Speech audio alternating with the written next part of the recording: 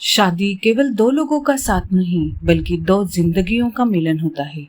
जब एक लड़की शादी करती है तो वह सिर्फ एक पति नहीं चाहती, वह एक ऐसा साथी चाहती है जो उसे समझे, उसका सम्मान करे और हर परिस्थिति में उसके साथ खड़ा रहे।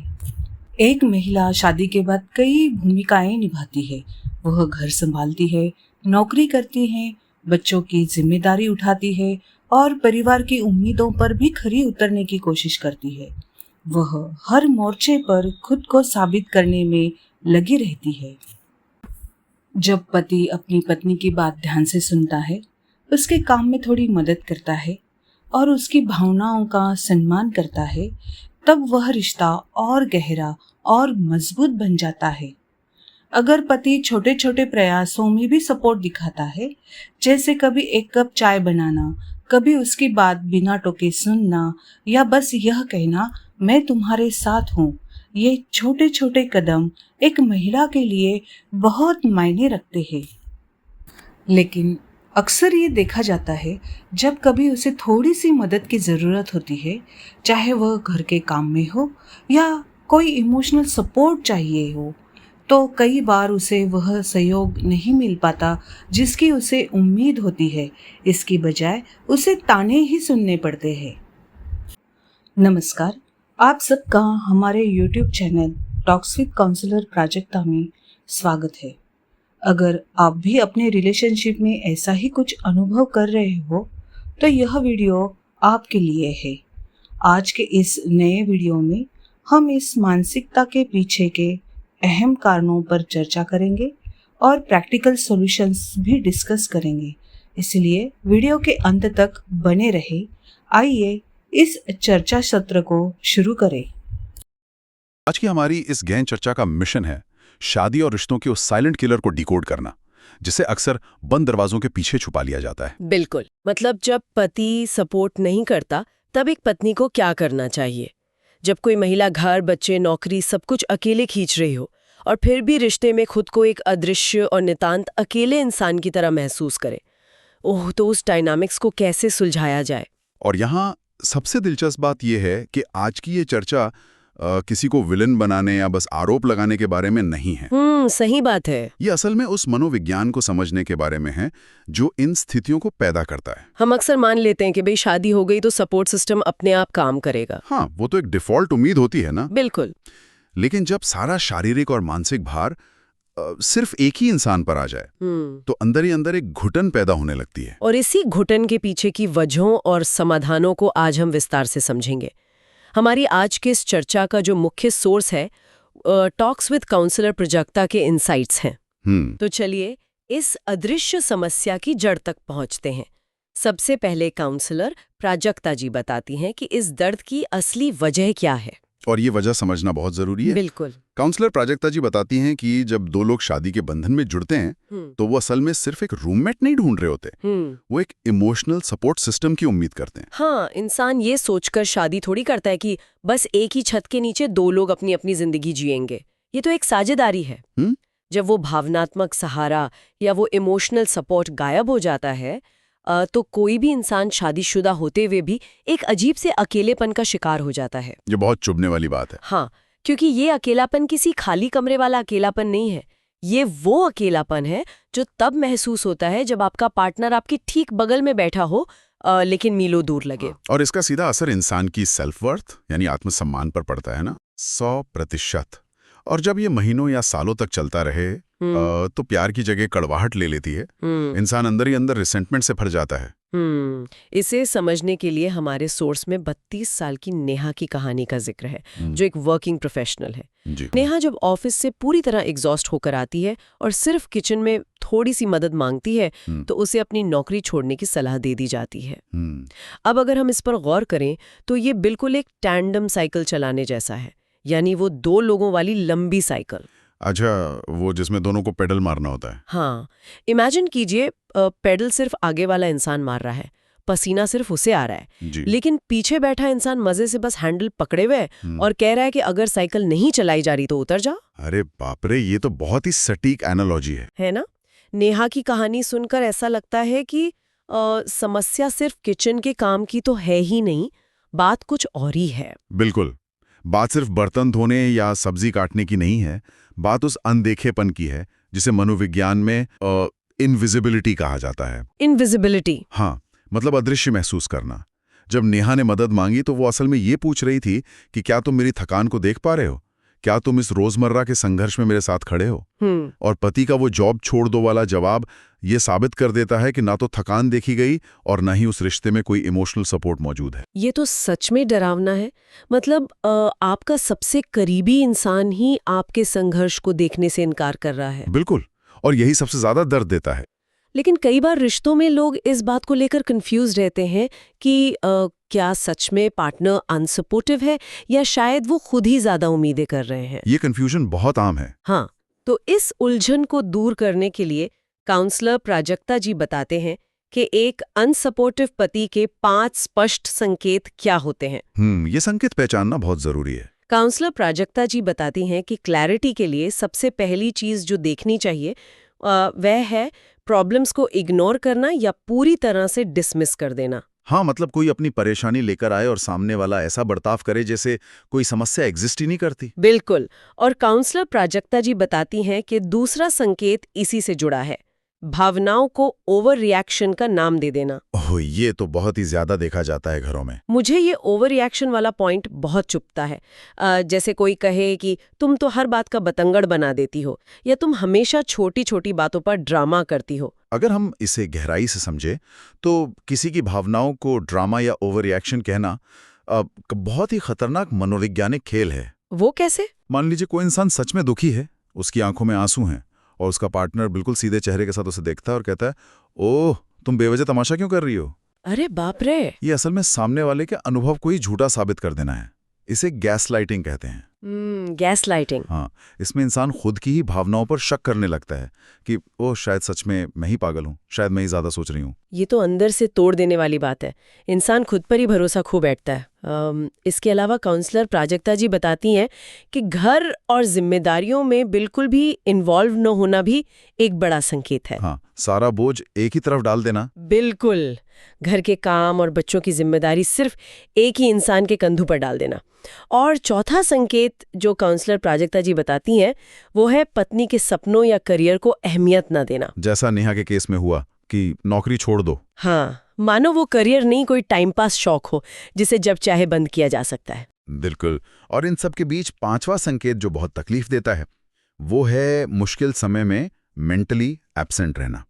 मेंटली एब्सेंट मतलब शारीरिक रूप से मौजूद है लेकिन दिमाग कहीं और है। हाँ, शारीरिक रूप से कोई इंसान कमरे में मौजूद हो सकता है, वो सोफे पर बैठा होगा, लेकिन जब सामने वाले को मानसिक सहारे की जरूरत हो तब वो पार्टनर पूरी तरह से डिस्कनेक्टेड होता है। अच्छा। उसका ध्यान अपने फोन में होगा या वो बिना कुछ कहे बस चुपचाप उठकर दूसरे कमरे में चला जाएगा। यहाँ मैं थोड़ा रुककर एक बहुत ही कड़वा सवाल उठाना चाहूंगी। जी बताइए। समाज की एक बहुत ही आम सोच है जो अक्सर डिबेट्स में सुनने को मिलती है। जी बताइए।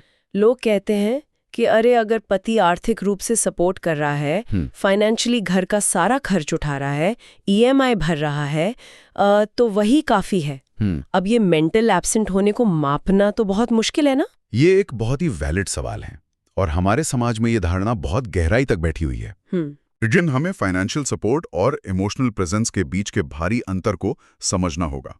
पैसा घर की ईंटों को जोड़कर रख सकता है लेकिन रिश्ते को नहीं। ये बात तो है। मान लीजिए घर में सब कुछ है, गाड़ियां हैं, बैंक बैलेंस है, लेकिन जब इंसान रात को सोने जाता है और अंदर से घबराहट महसूस कर रहा होता है तब उसे क्रेडिट कार्ड की नहीं, एक ऐसे इंसान की जरूरत होती है जो उसे समझ सके, जो कह सके कि मैं तुम्हारे साथ हूँ। बिल्कुल। फाइनेंशियल जिम्मेदारी निभाना एक कर्तव्य हो सकता है, लेकिन अगर कोई उस पैसे को एक ढाल की तरह इस्तेमाल कर रहा है अपनी इमोशनल अनुपस्थिति को छुपाने के लिए, तो वो रिश्ता अंदर से पूरी तरह खोखला हो चुका है। मतलब फाइनेंशियली सपोर्ट करना उस इमोशनल अबैंडनमेंट को सही ठहराने का कोई बहाना नहीं हो सकता। एकदम सही। अब जब ये 5 संकेत इतने स्पष्ट हैं तो दिमाग में स्वाभाविक रूप से ये सवाल आता है कि आखिर कोई इंसान ऐसा बर्ताव करता क्यों है? कारण समझना जरूरी है। हाँ, क्या ये हमेशा जानबूझकर किया जाता है? तो काउंसलर प्राजक्ता जी बताते हैं कि बिना पति को ब्लेम किए इस व्यवहार के पीछे कुछ संभावित कारण हो सकते हैं। और वो कारण क्या है?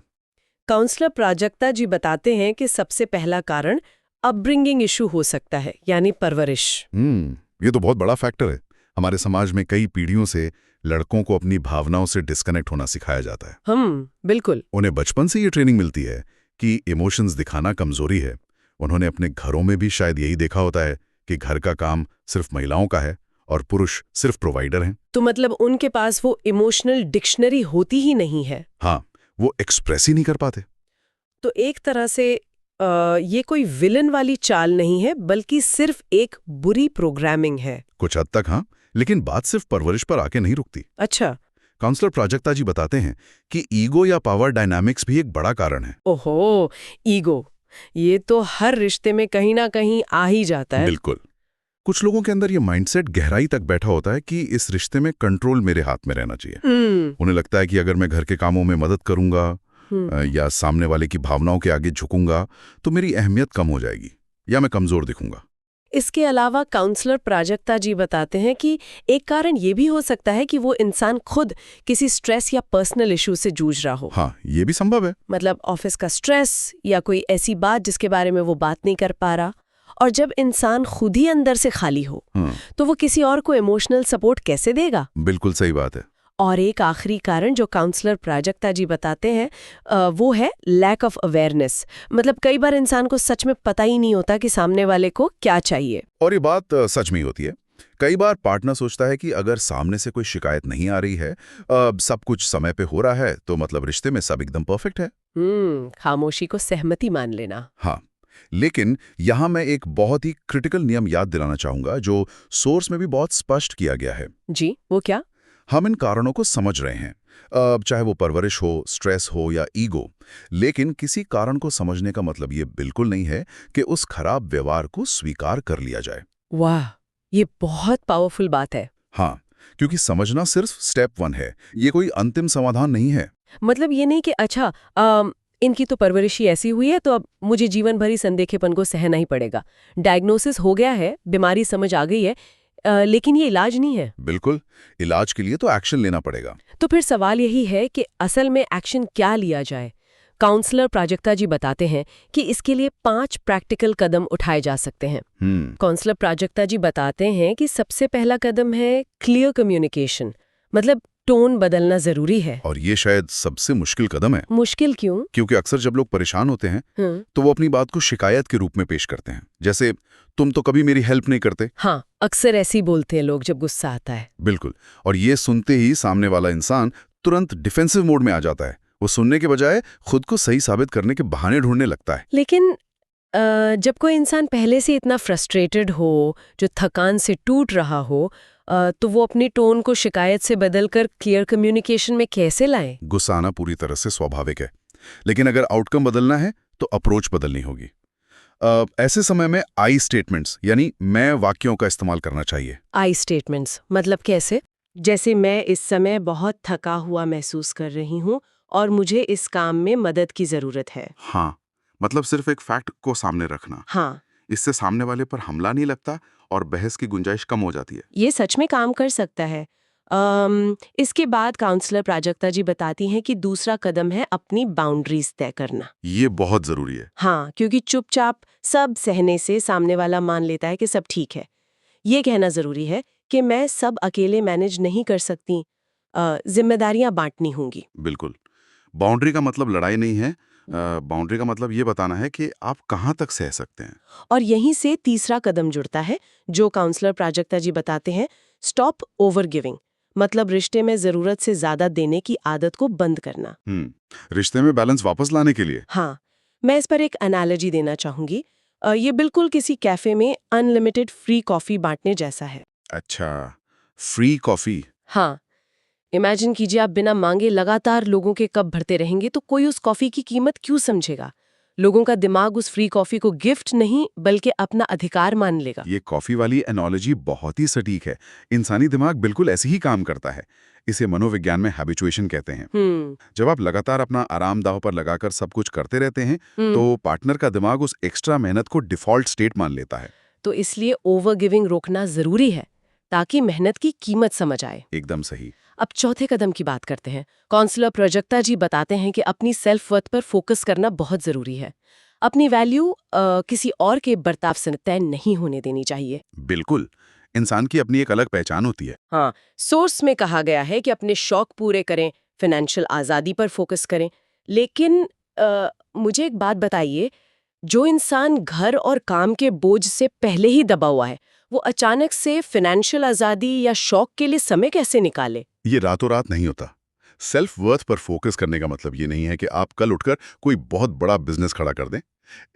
इसका मतलब है छोटे छोटे स्टेप्स लेना। मतलब दिन में थोड़ा सा समय खुद के लिए? हाँ, अगर कोई दिन भर में सिर्फ 15 मिनट भी अपने किसी शौक को देता है, चाहे वो किताबें पढ़ना हो या म्यूजिक सुनना हो, तो वो खुद को ये मैसेज दे रहा है कि मैं सिर्फ एक केयर टेकर नहीं हूँ, एक इंडिविजुअल भी हूँ। छोटे छोटे कदम, ये बहुत ही रियलिस्टिक लगता है। और इसके बाद आखिरी कदम जो काउंसलर प्राजक्ता जो बताते हैं, वो है बाहरी मदद लेना या सीक एक्सटर्नल हेल्प। हाँ, अगर स्थिति ना सुधरे तो और प्रयासों के बाद भी बात न बने तो कपल काउंसलिंग या परिवार की मदद लेने में कोई झिझक नहीं होनी चाहिए। मदद मांगना कमजोरी नहीं, ये मैच्योरिटी है। बिल्कुल, कई बार रिश्ते इतने उलझ जाते हैं कि एक एक्सपर्ट की जरूरत पड़ती ही है। लेकिन यहाँ एक आखिरी और सबसे बड़ा सवाल खड़ा होता है। अगर कोई अपनी पूरी ताकत लगा दे, सारे प्रयास कर ले और फिर भी सामने वाला इंसान टस से मस न हो, तो आखिरी लकीर कहाँ खींची जाए? ये बहुत ही भारी सवाल है। तो काउंसलर प्राजक्ता जी बताते हैं कि यहाँ एक सबसे महत्वपूर्ण बात ध्यान रखनी है। अगर लगातार भावनाओं को इग्नोर किया जा रहा है और सम्मान गायब है, तो ये सोचने का समय है। हाँ, कि क्या ये रिश्ता इमोशनली फुलफिल कर रहा है? बिल्कुल। देखिए, हमें रिश्तों में कॉम्प्रोमाइज और बलिदान के बीच के उस बारीक अंतर को समझना ही होगा। हर रिश्ते में समझौते होते हैं, लेकिन वो दोनों तरफ से होते हैं। हाँ, एक तरफा ने। हाँ, जब बात आपके आत्मसम्मान की आ जाए, तो वहां कॉम्प्रोमाइज नहीं होना चाहिए। एक हेल्दी शादी का मतलब सिर्फ दुनिया को दिखाने के लिए साथ रहना नहीं है, बल्कि साथ निभाना है। सही बात है। एक महिला केवल पत्नी नहीं, बल्कि एक स्वतंत्र इंसान भी है जो सपोर्ट और रिस्पेक्ट डिजर्व करती है। 100%। तो आज की इस गहन चर्चा ने सच में कई ऐसी परतों को खोला है जिन पर हम बात करने से अक्सर घबराते हैं। हमने देखा कि कैसे अनदेखापन एक साइलेंट किलर बन जाता है और कैसे अपने लिए एक मजबूत स्टैंड लिया जाए। बहुत ही जरूरी चर्चा थी ये। लेकिन इस चर्चा को खत्म करने से पहले मैं सुनने वालों के लिए एक ऐसा सवाल छोड़ना चाहूंगी जो उन्हें गहराई से सोचने पर मजबूर कर दे। बताइए। अगर हर रिश्ता एक आईने की तरह होता है, तो पार्टनर का ये अनसपोर्टिव रवैया असल में उस डर के बारे में क्या दिखाता है जो शुरुआत से ही अपनी बाउंड्रीज तय करने को लेकर हमारे मन में बैठा हुआ था? बहुत गहरा सवाल है ये। हाँ, क्या हमने खुद ही उस अनदेखेपन को अपनी खामोशी से इतनी बड़ी जगह दे दी है? सोचने के लिए बहुत कुछ है। तो चलिए इसी विचार के साथ हम आज की इस गहन चर्चा को यहीं विराम देते हैं। बिल्कुल। Take care. अगर इस वीडियो से आपको कुछ सीखने मिला हो तो इसे लाइक ज़रूर करें, शेयर करें और हमारे YouTube channel talks with counsellor Prajakta को सब्सक्राइब ज़रूर करें। हम फिर मिलेंगे एक और दिल से जुड़ी बातचीत के साथ। स्वस्थ रहे, अपना ख्याल रखें। धन्यवाद।